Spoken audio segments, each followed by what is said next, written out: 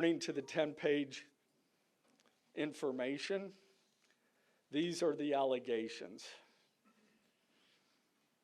On September 10th, 2025, at approximately 12:23 p.m., Charlie Kirk was shot and killed while speaking to a large crowd on the campus of Utah Valley University in Orem, Utah.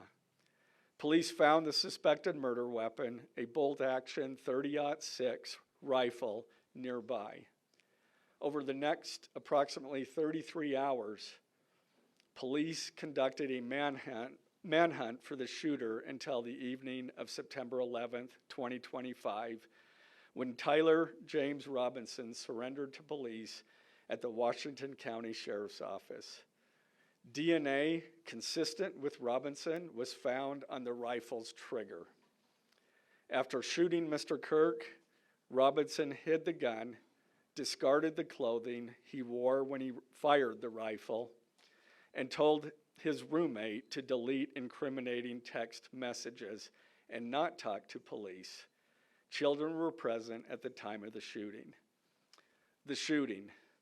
Turning Point USA, a nonprofit organization founded in 2012 by Charlie Kirk, organized a public outdoor event to be held at noon on September 10th, 2025 at UVU. The event was the first in a series of similar events to be held at college campuses nationwide. Mr. Kirk is a well-known conservative activist, famous for these type of events, where he discusses various political issues and debates with audience members. His events and comments have garnered a significant number of supporters and drawn the ire of many who disagree with his political views. The event at UVU was announced far in advance and garnered significant publicity and interest. Consequently, several hundred people attended. Mr. Kirk was interacting with a crowd before the event officially got underway. Then, at approximately noon, Mr. Kirk seated himself under a portable canopy behind a table and microphone. He began speaking to the crowd and fielding questions from attendees, a format Mr. Kirk commonly used at his events. Mr. Kirk allowed his questioners to approach a microphone positioned directly in front of him. Mr. Kirk's team members were very close to him on his right and left, as well as some behind his canopy and others at various close locations near him. The large crowd surrounded Mr. Kirk on three sides. Temporary metal fencing separated attendees from Mr. Kirk by only a matter of feet. Directly above and behind Mr. Kirk was the UVU Hall of Flags, an indoor walkway spanning several hundred feet with floor-to-ceiling glass windows which overlooked the plaza where Mr. Kirk was seated. People were in the walkway at the time of the shooting. Approximately 15 minutes into the event, Mr. Kirk was answering a question about mass shootings by transgender individuals when a gunshot rang out. The bullet struck Mr. Kirk in the neck. He slumped to the ground almost immediately. The bullet's trajectory passed closely to several other individuals beside Mr. Kirk, including the questioner who was standing directly in front of Mr. Kirk. Children were visible near Mr. Kirk's stage when he was shot. Mr. Kirk was rushed to a nearby hospital where he was declared deceased. The medical examiner's report is still pending. So UVU surveillance. So at the moment of the shot, a UVU police officer was watching the crowd from an elevated vantage point. As soon as he heard the shot, he began to scan the area for threats. Believing the shot came from a rifle because of its sound, he looked for potential sniper positions. He noted a roof area approximately 160 yards away from Mr. Kirk as a potential shooting position and rushed there to look for evidence. The suspected shooting position is adjacent to an open, publicly accessible walkway. To access the suspected location, a person must climb over a railing and then drop to the roof only slightly below. The UV officer climbed over the railing and down onto the roof. He then walked to the suspected shooting position and confirmed a clear shooting corridor between the position and Mr. Kirk's seat.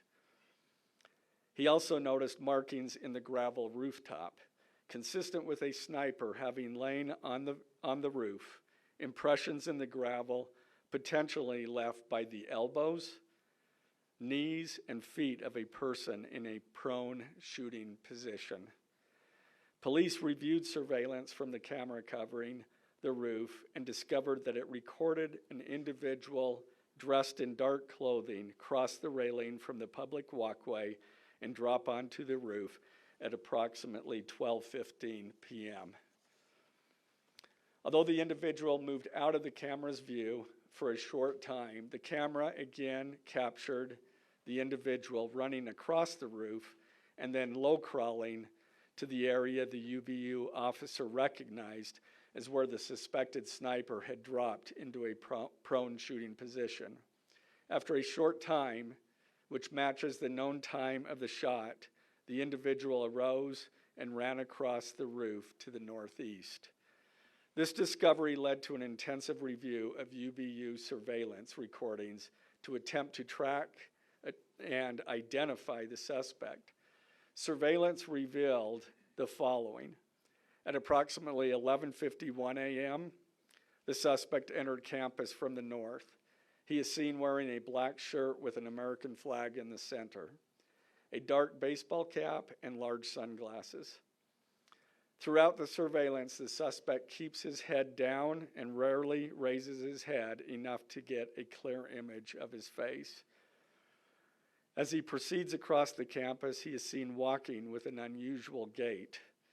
The suspect walks with very little bending in his right leg, consistent with a rifle being hidden in his pants. This unusual gait continues until the suspect is seen crossing the railway off the open walkway and onto the roof, where he leaves the camera's view. A camera later captures the suspect as he runs across the roof to the suspected shooting position.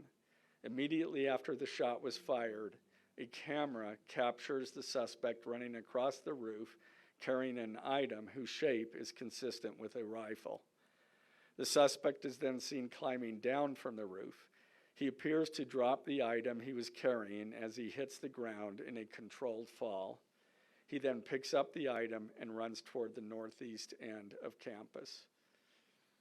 Expanded crime scene investigation.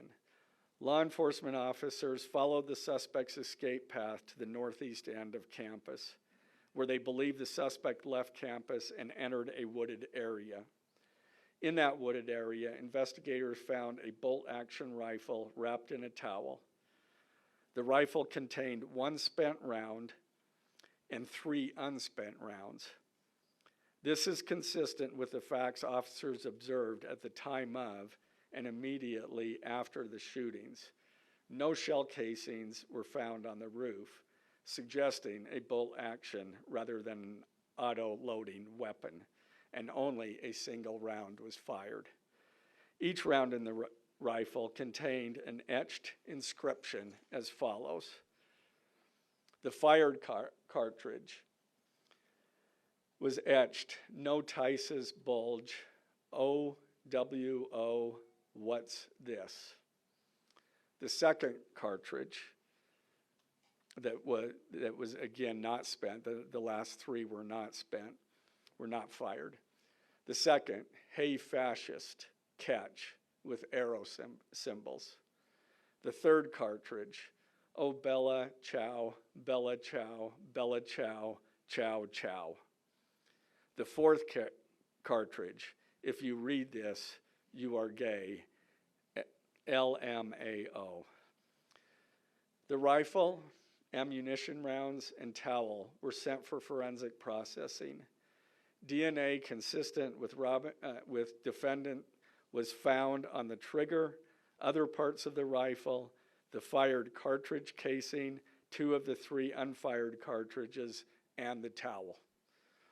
Law enforcement was unable to immediately locate the shooter, so they published photos of the shooter from the UVU surveillance cameras and asked for the public's help to identify him.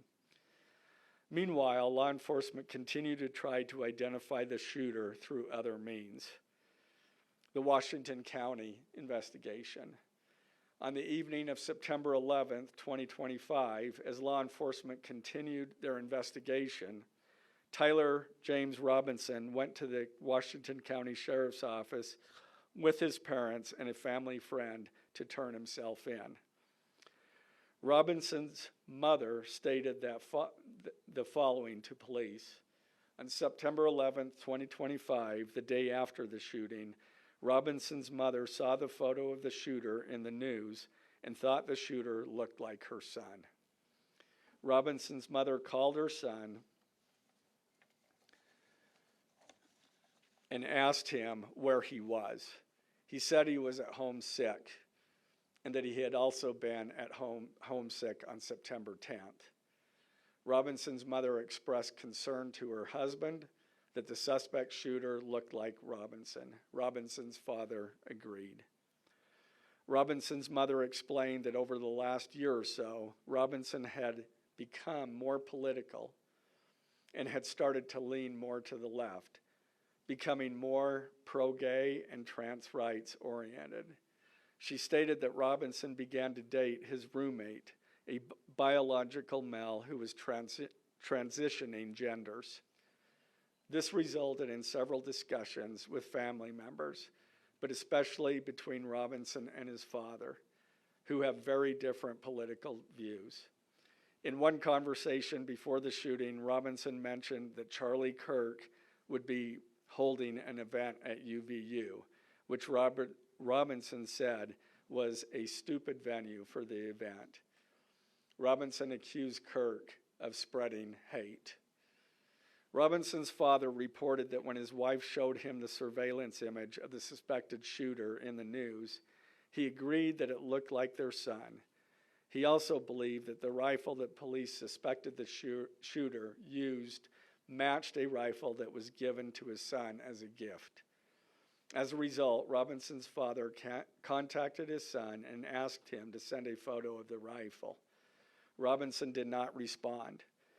However, Robinson's father spoke on the phone with Robinson. Robinson implied that he planned to take his own life. Robinson's parents were able to convince him to meet at their home. As they discussed the situation, Robinson implied that he was the shooter and stated that he couldn't go to jail and just wanted to end it. When asked why he did it, Robinson explained there is too much evil and the guy, referring to Charlie Kirk, spreads too much hate. They talked about Robinson turning himself in and convinced Robinson to speak with a family friend who is a retired deputy sheriff. At Robinson's father's request, the family friend met with Robinson and his parents and convinced Robinson to turn himself in.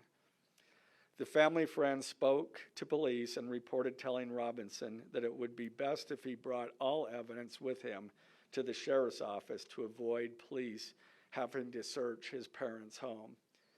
The friend also asked Robinson if he had any clothes that were related to what he did. Robinson replied that he had disposed of the clothes in different areas. The roommate. Police interviewed Robinson's roommate, a biological male who was involved in a romantic relationship with Robinson. The roommate told police that the roommate received messages from Robinson about the shooting, and he did provide those messages to police. On September 10th, 2025, the roommate received a text message from Robinson which said, "Drop what you're doing. Look under my keyboard." The roommate looked under the keyboard and found a note that stated, quote, "I had the opportunity to take out Charlie Kirk, and I'm going to take it. Police found a photograph of this note. The following text exchange, then took place. After reading the note, the roommate responded, "What? You're joking, right?" Robinson, "I am still okay, my love, but am stuck in Orem for a little while longer yet. Shouldn't be long until I can come home, but I gotta grab my rifle still. To be honest, I had hoped to keep this secret till I died of old age. I am sorry to involve you." Roommate, "You weren't the one who did it, right?"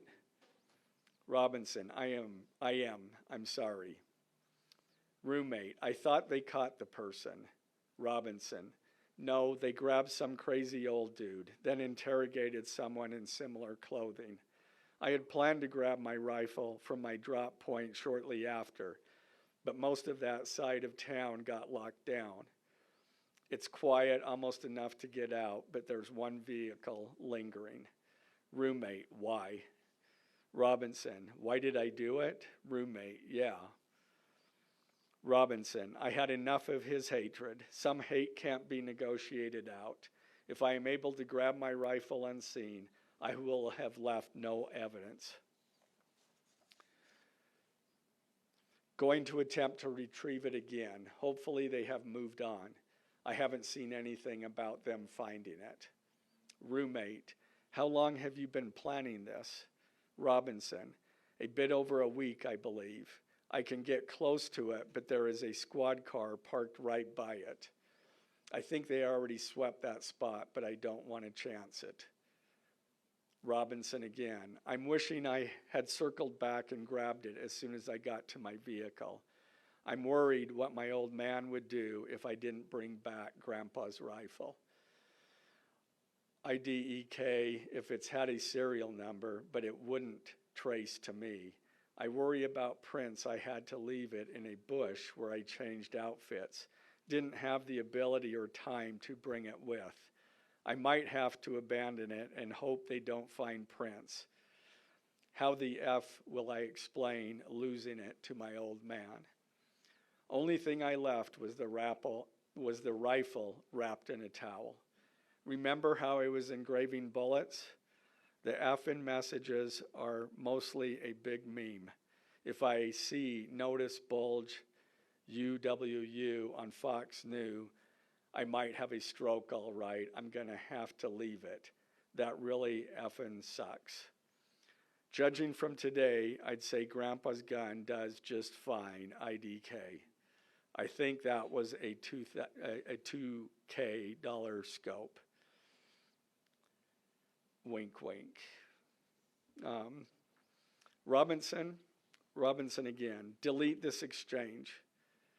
Again, Robinson, my dad wants photos of the rifle. He says Grandpa wants to know who has what. The feds released a photo of the rifle, and it is very unique. He's calling me, RN, not answering.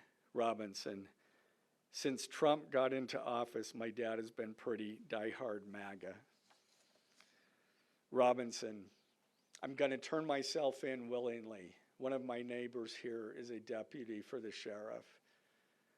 Again, you are all I worry about, love. That came from Robinson. Roommate, I'm much more worried about you. Robinson, don't talk to the media, please. Don't take any interviews or make any comments. If any police ask you questions, ask for a lawyer and stay silent.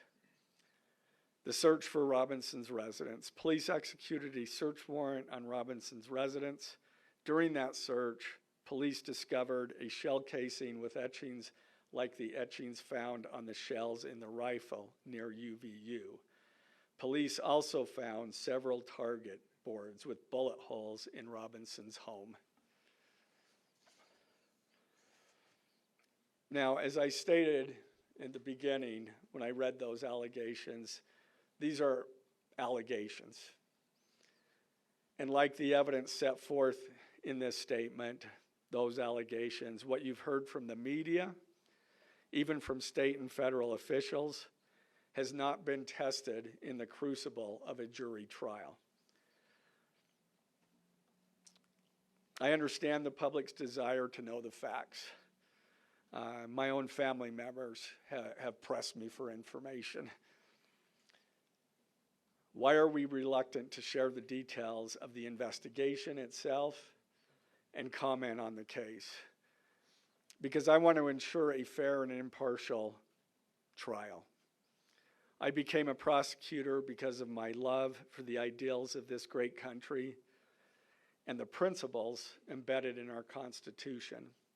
The free exchange of ideas and opinions is critical to this great American experiment, but so too are the protections afforded to the accused found in the Fifth and Sixth Amendments: the right against self-incrimination, the right to a speedy and public trial, the right to the effective assistance of counsel, the right to confront one's accusers, and the right to compel the attendance of witnesses. And perhaps most importantly, under our Constitution, the accused is presumed innocent until we, the state, prove to an impartial jury of defendant's peers his guilt beyond a reasonable doubt.